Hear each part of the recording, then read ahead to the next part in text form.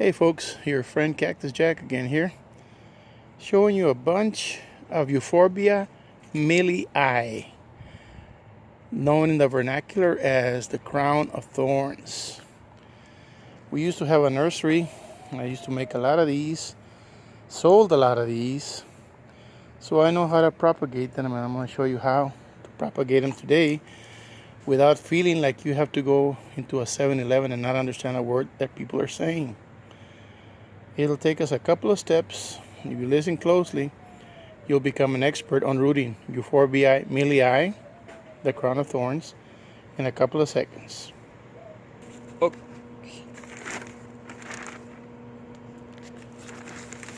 Okay. This is perlite. You can pick this up at Home Depot. This is the cactus mix. It's for cactus, palms, and citrus. You can get that at Home Depot. This is all-purpose sand. You can get that at Home Depot. And gravel, you can get it at Home Depot. I use 2 parts of the cactus mix, 1 part of each of the other ones, and you wind up with a little gritty medium like this. As you can see, it's very gritty, but your purpose in planting a crown of thorns is to make sure that the water drains quickly. You don't want your plant sitting in water. You don't want to root it in water. Okay? If you come over here with me, I'll show you how to do it. Okay, Euphorbia Millii, you should never root in water, ever. If it doesn't rot on you, after 3 months or so, it'll maybe pull out 1 little root, and then you have to pot it up in your pot. It takes you forever, half a year. If you get yourself that mix that I told you, make a hole in it like this, just like that. Get your plant. I've already rooted it. I've already scabbed it over. Stick it in the hole like that. Pack it in really good. And all you do is this. And that's just to settle the soil so it doesn't blow away. You don't water it again for the next 3 weeks.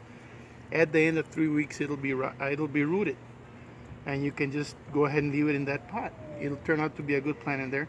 And you probably won't have to transplant it for at least 2 years. Main thing is, don't ever root them in water. That is a terrible idea.